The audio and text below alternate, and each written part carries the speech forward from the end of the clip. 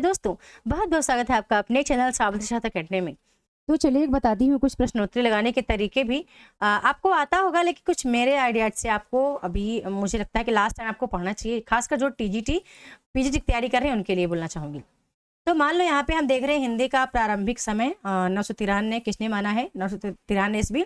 तो हम देख रहे हैं कि आचार्य शुक्ल ने माना है, लेकिन अब यहाँ पे तो और किसी का दे नहीं रखा है। तो इसके बाद आपको किसका किसका है जो कि ध्यान रखना है। हिंदी का आरंभिक समय किसने माना है, या फिर आदिकाल का समय काल किसने माना है, या भक्तिकाल का समय काल किसने क्या माना है। वहीं पे आचार्य शुक्ल, डॉक्टर नगेंद्र का भी देख सकते हैं, बच्चन सिंह का देख सकते हैं, डॉक्टर राम कुमार वर्मा का, और हजारी प्रसाद द्विवेदी का, श्याम सुंदर दास का भी आप देख लीजिएगा। तो इन 4-5 लोगों का आप जरूर देख के रखिएगा। ठीक है, अगला प्रश्न फिर आता है कि हिंदी साहित्य का उद्भव विकास पेपर में इस बार भी आया था। ये हजारी प्रसाद द्विवेदी की रचना है। इसके बाद है कि प्रथम काल का नामकरण आदिकाल किसने दिया। ठीक है, तो आपको पता है कि आचार्य शुक्ल ने तो आदिकाल का नाम वीर गाथा काल दिया है। ठीक है, तो हजारी प्रसाद द्विवेदी यहाँ पे क्लियर आपका नाम करेक्ट है। अब वही फिर से बात मैं रिपीट करना चाहूंगी कि जो चीज मैं कह आई हूँ क्लास प्रारंभ करने से पहले, कि कोई भी विधा स्टार्ट हो रही है, ठीक है, कोई भी युग कोई भी काल प्रारंभ होता है, तो सबसे पहले आपको देखना है कि उसका किस विद्वान ने क्या क्या नाम देकर संबोधित किया है।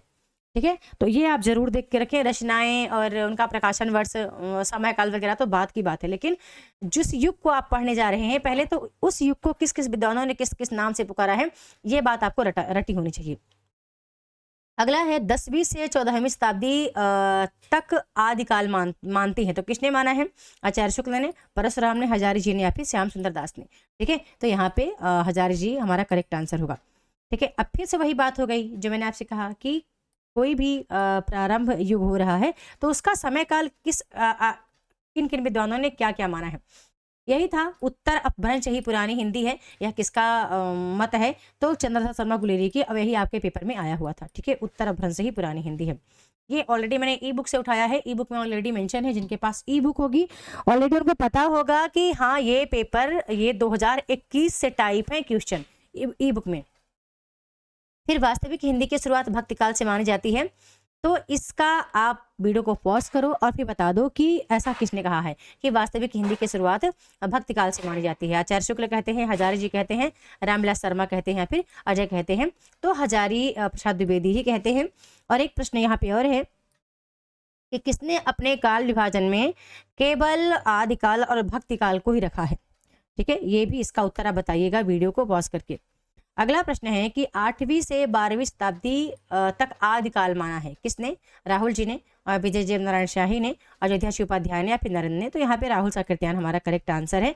एक बार देख लो 8वीं से लेकर के 12वीं शताब्दी तक का समय काल किसने आदिकाल माना है। ठीक है, इसके बाद फिर एक प्रश्न आता है कि हिंदी के प्रारंभिक काल को सिद्ध सामंत युग किसने कहा है, तो राहुल साकृत्यायन ने ही कहा है। फिर अगला प्रश्न आता है कि आदिकाल की आरंभिक सीमा 643 और अंतिम सीमा 14वीं शताब्दी किसने माना है। ठीक है, तो अब देखो फिर से मतलब बार बार एक ही टॉपिक पे कम से कम 25 क्वेश्चन बन रहे हैं, टॉपिक सिर्फ एक है, तो ऐसे ही आपको अलग अलग टॉपिक पे आपको कम से कम 100 प्रश्न मिल सकते हैं। ठीक है, अलग अलग टॉपिक पे आपको कम से कम 100 से ज़्यादा प्रश्न मिल सकते हैं। तो थोड़ा सा अपनी तैयारी के लेवल को आप बढ़ा लीजिए ताकि चीज़ें आपके क्लियर रहें। पेपर बहुत निकट है, आपके समय बहुत जल्दी गुजर जाता है, पता ही नहीं चलता। ठीक है, तो मैं चाहती हूँ कि अब मेरे काफ़ी सारे छात्र हैं जो कि नेट की तैयारी तो कर ही रहे हैं, वो टीजीटी पीजीटी देने वाले हैं, तो एक बार मैं उनको भी अवगत कराना चाहूँगी इस वीडियो के माध्यम से कि तैयारी को क्लियर रखें। ठीक है, 1529 को आदिकाल की अंतिम सीमा किसने मानी है, 1529 ईस्वी को आदिकाल की अंतिम सीमा किसने मानी है, तो मिश्र बंधुओं ने। 1318 को आदिकाल की अंतिम सीमा किसने मानी है, तो हम फिर देख लेते हैं। यहाँ पे करेक्ट आंसर है हमारा अ नंबर पे आचार्य शुक्ल हैं, तो 1318 ईस्वी को आदिकाल का अंतिम सीमा आचार्य शुक्ल मानते हैं। फिर है आचार्य शुक्ल किस आधार पर आदिकालीन जैन साहित्य को हिंदी की परिधि से बाहर मानते हैं। ठीक है, तो करेक्ट आंसर यहाँ पे हमारा धार्मिक साहित्य के आधार पर। ये भी आपके पेपर में आया हुआ है, ये आया था आपके पेपर में, 17 जून का पेपर है, या कोई और पेपर आप देखना, आपके पेपर में ये प्रश्न आया हुआ है कि आचार्य शुक्ल ने किस आधार पर आदिकालीन जैन साहित्य को हिंदी की परिधि से बाहर रखा, तो धार्मिक साहित्य के आधार पर। ठीक है। फिर अगला है कि अंतर्द्वंद्वग्रस्त मानवीय भावों की जटिलता के सूक्ष्म मनोवैज्ञानिक विश्लेषण के लिए आदिकाल में किस साहित्य को पहचाना जाता है? ठीक है, नाथ कवियों का साहित्य, सिद्ध कवियों का साहित्य, जैन कवियों का साहित्य या फिर रासो। तो यहाँ पे जैन कवियों का साहित्य करेक्ट आंसर। एक बार आप प्रश्न को ध्यान से देखना कि अंतर्द्वंद्वग्रस्त मानवीय भावों की जटिलता के सूक्ष्म मनोवैज्ञानिक विश्लेषण के लिए आदिकाल में किस साहित्य को पहचाना गया है? तो जैन कवियों का साहित्य। अगला है रासो साहित्य किस काल की साहित्यिक प्रवृत्ति है? ठीक है, तो रासो आपको पता है आदिकाल की साहित्यिक प्रवृत्ति है। फिर है भाट और चारण कवियों ने किस साहित्य की रचना की?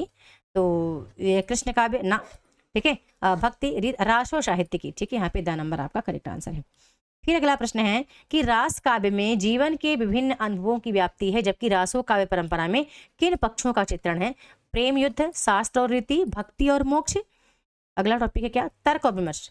ठीक है, तो एक बार आप वीडियो को पॉज करके जरूर आप करें, क्योंकि यहाँ पे बात रासो काव्य परंपरा में हो रहा है कि किसका चित्रण है। ठीक है, शास्त्र, नीति ना, भक्ति, मोक्ष ना, और देख लीजिए। ठीक है, ओह सॉरी, तर्क विमर्श नहीं, यहाँ पे प्रेम और युद्ध का। अगला है रासो साहित्य किस समाज की उपज है? सामंती समाज, संत समाज, ब्रह्म समाज या फिर भक्ति समाज।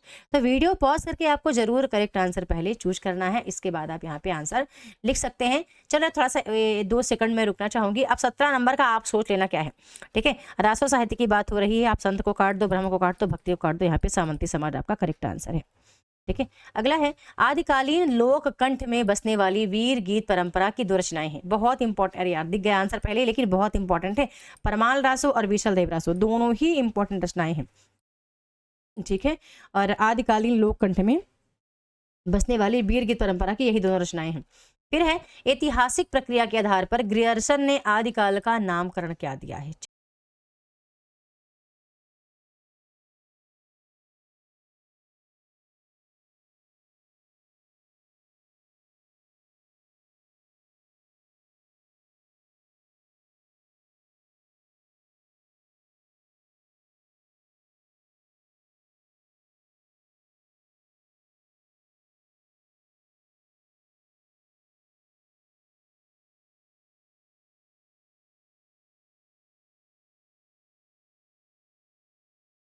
आपको पता है आचार्य शुक्ल ने दिया था। फिर है आचार्य शुक्ल ने किस आधार पर प्रथम काल को वीरगाथा काल के कहा? बहुत इंपॉर्टेंट क्वेश्चन है। और ना कल्पना के, ठीक है, ऐतिहासिक सामाजिक वास्तविकता के आधार पर। तो आ नंबर इसका करेक्ट है।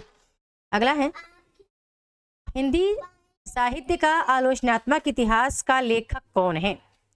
तो आलोचनात्मक डॉक्टर रामकुमार वर्मा की रचना है। ठीक है, अगला प्रश्न है कि हिंदी साहित्य के प्रथम काल को संधि काल और चारण काल नाम किसने दिया? तो डॉक्टर रामकुमार वर्मा ने। तो इस तरह से ये कुछ यहाँ पे क्वेश्चन है, और मैं एक वीडियो बना के आपको थोड़ा बता भी दूंगी कि मान लो कोई प्रश्न नहीं भी आ रहा है, तो थोड़ा सा आप कैसे, जब प्रश्न आपसे नहीं बन रहा तब भी आप कैसे आंसर लगाने का प्रयास करेंगे और आपका उत्तर सही हो सकता है। ठीक है, तो वीडियो को लाइक करना है, शेयर करना है, चैनल को सब्सक्राइब करके रखना है, बेल आइकन जरूर प्रेस करके रखना, ताकि मेरी कोई वीडियो मिस ना हो। और मिलते हैं नेक्स्ट वीडियो में न्यू टॉपिक के साथ। तब तक के लिए बहुत बहुत धन्यवाद।